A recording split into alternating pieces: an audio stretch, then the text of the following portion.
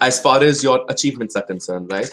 And when I talk about achievements, right now we're talking about educations. Obviously, they are your educational achievements. For example, if you're ranked in the top 5% of the class, top 10% of the class, mention that itself right then and there. Don't mention that in the end, because people may not really remember, okay, this guy was had a CGPA of say 6 on 6 on 7 is actually ranked 1. If you mention it right then and there, okay, they'll be like, whoa, this guy has done something in law school. Your internship experience comes in.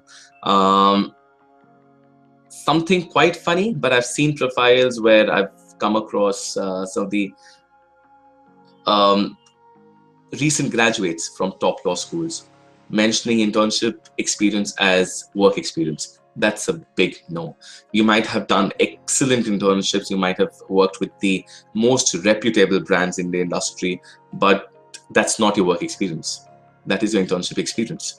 So when I talk about work experience, it's your post-qualification experience, right? So full details of the organization. So you need to mention the exact name of the organization. For example, at a law firm, a lot of people tend to write Luthra and Luthra. Okay, that's great, but it's actually not Luthra and Luthra. It's Luthra and Luthra Law Offices, comma, the city. So mention it exactly how it is. Or say, back then, Amarchand Mangaldas, a lot of people would just write Amarchand Mangaldas.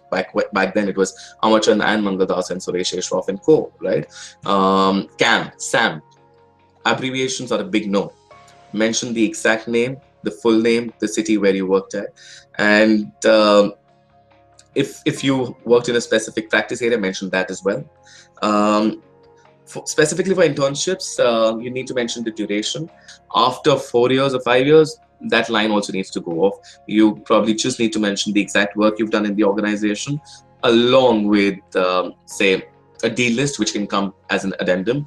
If you've not really done a lot of deals, and if probably you do not really want to attach a deal list separately, you can mention just an illustrative list of like 5 transactions or matters that you've done, and that's about it.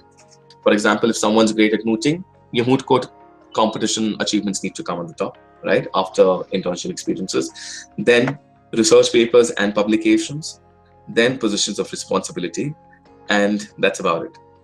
If you've not really done anything else which is extracurricular, if you've done anything extracurricular as well, for example, say dramatics or music, all of that can come in as well in your profile when you are applying as a fresher, right?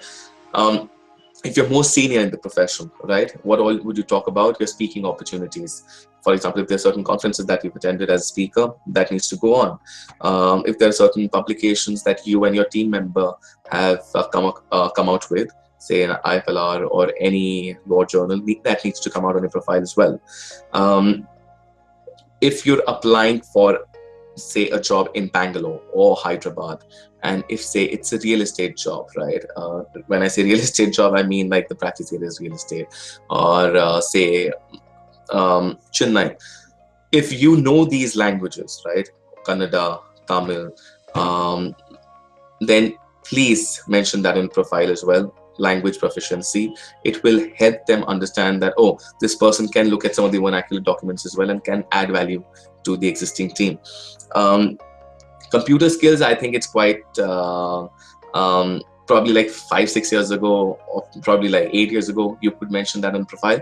But right now, everyone expects you to be proficient with computers, whether that's Excel or Word or PowerPoint or XYZ. So if you have a lot of space on your profile, mention it. But if you're running out of space, you may do away with that as well.